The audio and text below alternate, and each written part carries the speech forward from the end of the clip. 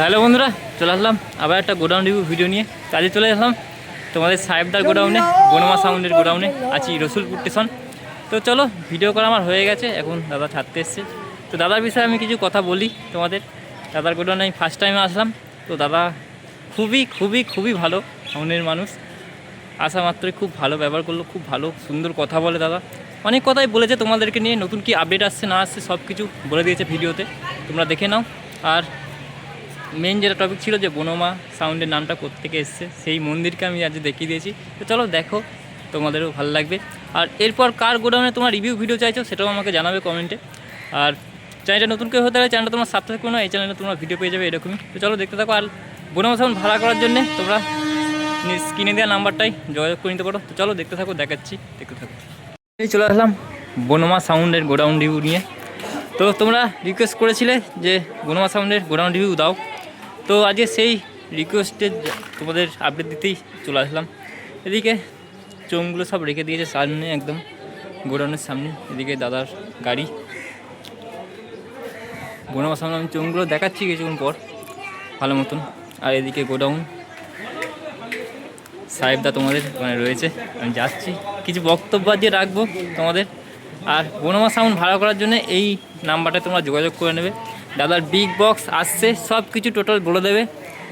আর কি কি বিক্রি আছে সেটাও আমি জেনে নেব। একদম স্টেশনের পাশেই গোডাউনটা, কোনো চাপ নেই, আমি আসতে কোনো অসুবিধা হয়নি আমার, খুব ভালো মতনই এসছি। তো তোমরা রিকোয়েস্ট করেছিলে যে গোডাউন রিভিউ দাও বনমা সাউন্ডের, আমি সেই গোডাউন রিভিউ নিয়ে চলে আসলাম। তো এই সাইডে রয়েছে ট্রফিগুলো বনমা সাউন্ডের, দিয়ে গোডাউন এদিকে সব দিয়েছে যারা, এগুলো ব্যানারগুলো।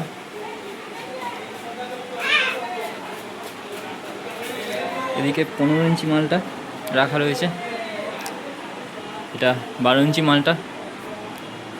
আশা করি বলার দরকার নেই 12 ইঞ্চি মালটা কেমন বাজে বনমা সাউন্ডের, তোমরা সবাই জানো। এদিকে মেশিন সেটআপগুলো রাখা, এদিকে ক্যাসেটের বাস্ক, এদিকে মেশিন 700গুলো। তো সব কিছু আমি জিজ্ঞাসা করে নেবো A to Z। ভিডিওটা হালকা বড় হতে পারে, একটু মন দিয়ে দেখবে। আর কি বলতে আছে তোমাদের সাহেবদা, তোমাদেরকে নিয়ে কি ভাবছে আগে, সেগুলো আমি শুনে নেব।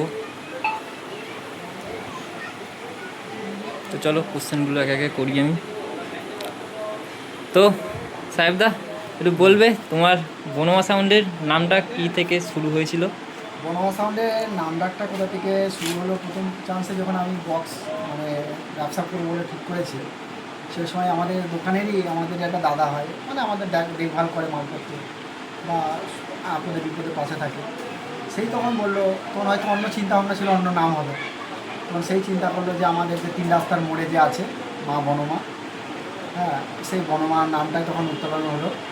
এবং বনমা তুমি দেখতে পাচ্ছ আমার ওখানে ছবিটা রয়েছে, ওটা হচ্ছে বনমার পুরোনো মন্দিরটা।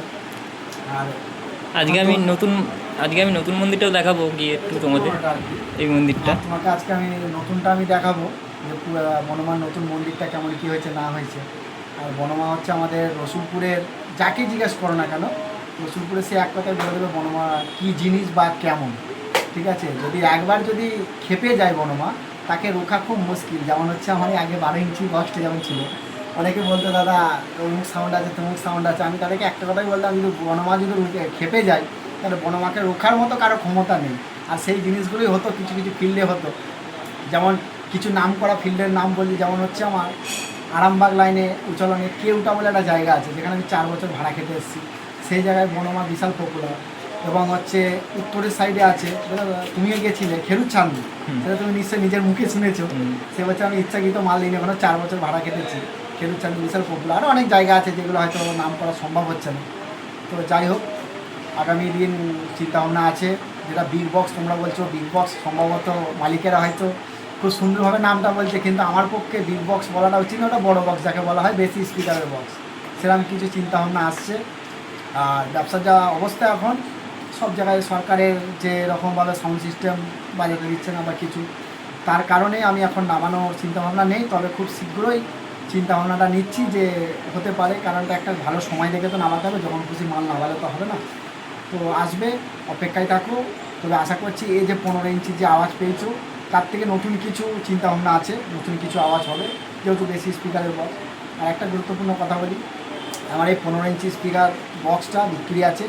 যদি কোনো ব্যক্তি নিতে চাও তো অবশ্যই আমার সাথে যোগাযোগ করবে, যেহেতু অলোক ভাই নাম্বারটা দিয়ে দেবে ডিসক্রিপশানে, তো যোগাযোগ করতে পারো। আর যারা যারা এখনও পর্যন্ত ভাড়া করছো, তাহলে তাদের পক্ষে সমস্যা নেই, তারা ভাড়া করতে পারো।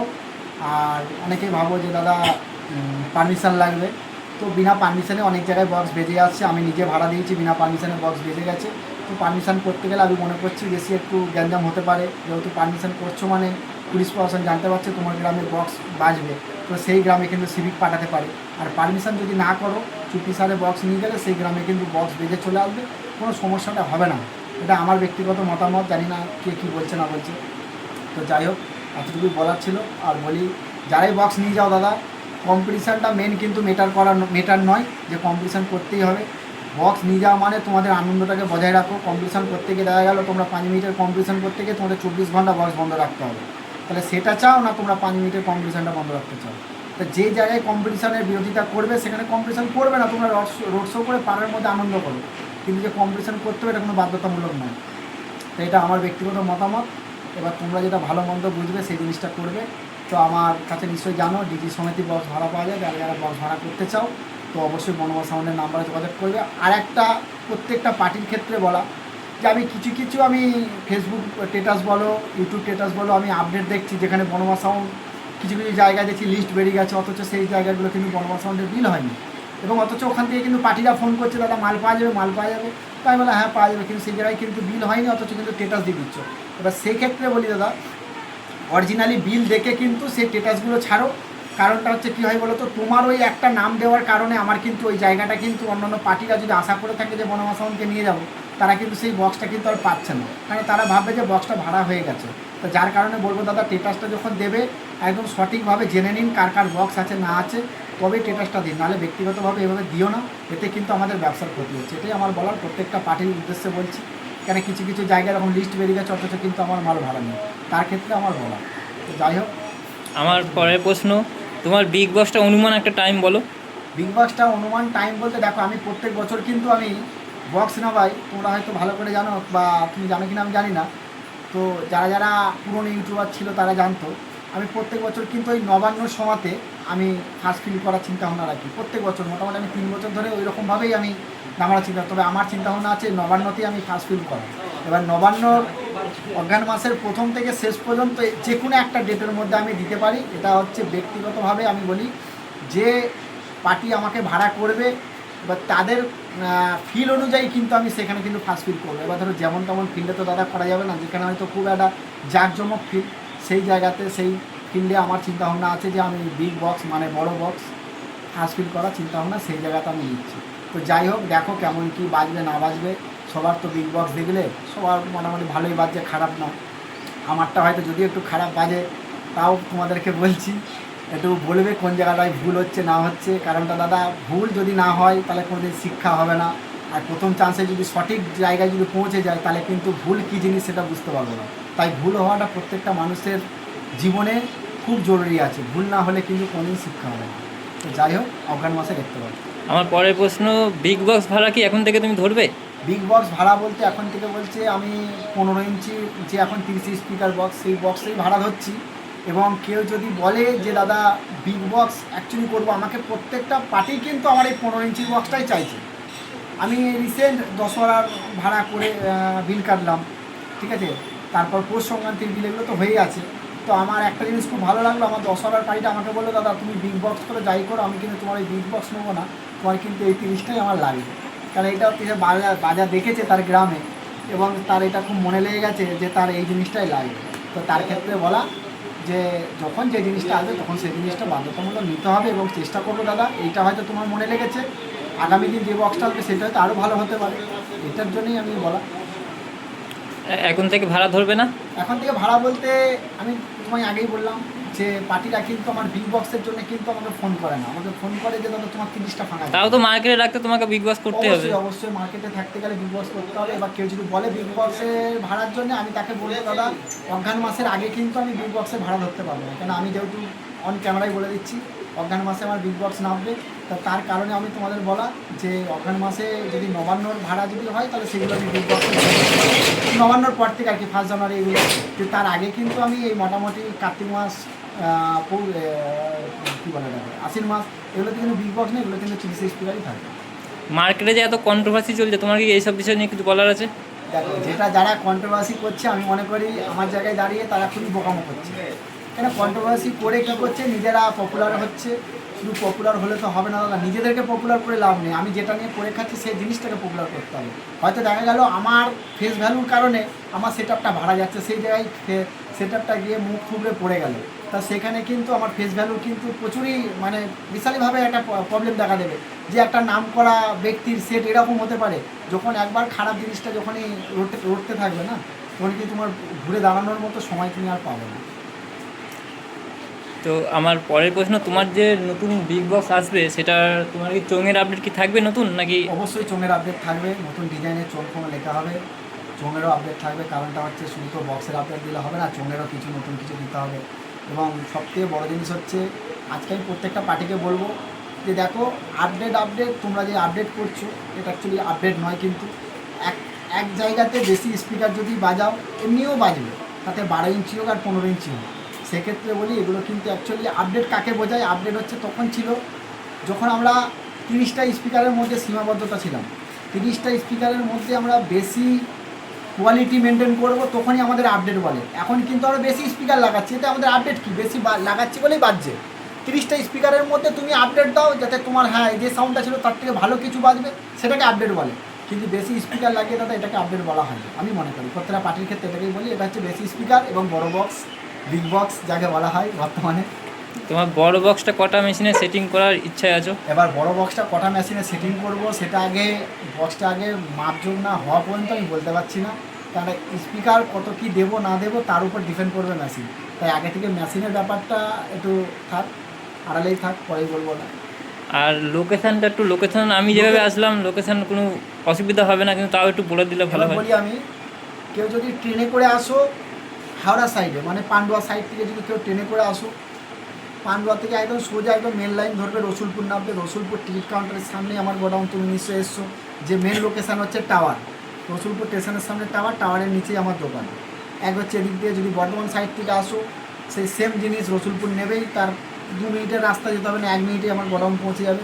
আর কেউ যদি গাড়ি ধরে আসো, ধরো মাল নিতে আসো, যদি তুমি উত্তর সাইড থেকে আসো, ধরো নামটা কি মালডাঙ্গা কালুই হয়ে যদি আসো, বা মালডাঙ্গা মন্তেশ্বর হয়ে যদি আসো, কুসুমগ্রাম হয়ে পাড়াটি ঢুকবে, পাড়াটি থেকে সোজা একদম কুচুর থেকে একদম রসুলপুর। এটা কোনো পুলিশ প্রশাসন থাকে না এবং এই রাস্তাটা ক্লিয়ার রাস্তা, কোনো রেলগেটের ঝামেলা নেই। আর যদি বলো মেমারি হয়ে সাতগেছিয়া হয়ে আসবে তাহলে কিন্তু রেলগেটের ঝামেলা আছে, 3টে রেলগেট পেরোতে হবে।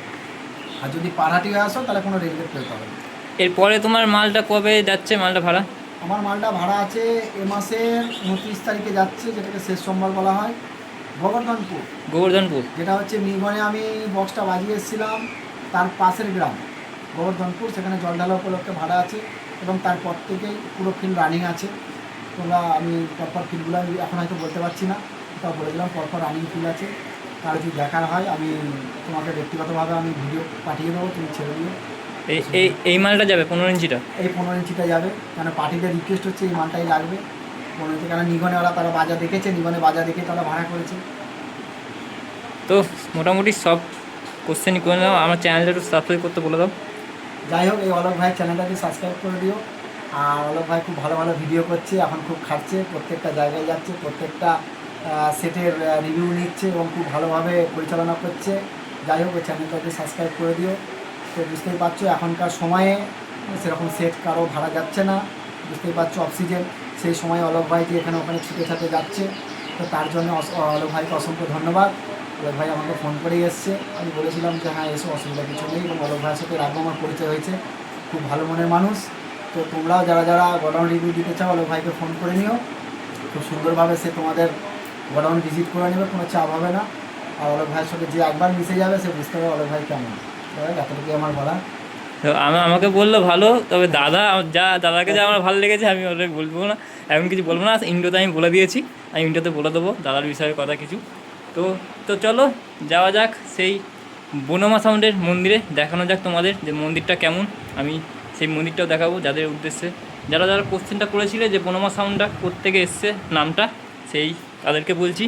তো মন্দিরটা তোমরা দেখে নাও। আর এই হলো গোডাউন, প্রত্যেকটা জিনিস আমি জিজ্ঞাসা করে নিলাম। দাদা ভাইয়ের খুব শীঘ্রই মাল আসছে, বিগ বক্স তোমরা দেখতে পেয়ে যাবে মার্কেটে। মিনিমাম অঘ্রাণ মাস ফার্স্ট ফিল দেবে, নবান্নের আগে পরে হতে পারে, ডেটটা ঠিক বললো না, আমি জানিয়ে দেবো চ্যানেলের মাধ্যমে, কোনো চাপ নিতে হবে না। আর মেশিন এখন বললো না, ওটা সিক্রেটই থাক। তো চলো ভিডিওটা দেখতে থাকো, ততক্ষণ আসা যাক মন্দিরটাই দেখতে থাকো। তো বন্ধুরা বলেছিলাম যে বনমা মায়ের মন্দির আমি দেখাবো, তো এই হলো বনমা মায়ের মন্দির। ওদিকে রয়েছে তোমাদের সাহেবদা, নিয়ে আসলাম আমি দেখাতে। তো প্রচুর বড় মন্দিরটা, ফার্স্ট টাইম আমি দেখলাম, এই উদ্দেশ্যেই বনমা সাউন্ডের নাম রাখা, সাহেবদা বলছিল, ভিডিওতে দেখেছো হয়তো। তো এই হলো মায়ের মন্দির। এই মায়ের আর একটা নাম আছে বুনো কালীতলা, এটা থেকেই বনমা নাম হয়েছে। ওই হলো মায়ের স্থান। আর মন্দিরটা কত বড় দেখতে পাচ্ছ, ঠিকই বলেছিল যে মাথা উঁচু করে দেখতে হবে একদম মন্দির। কত সুন্দর মন্দিরটা দেখতেই পাচ্ছ।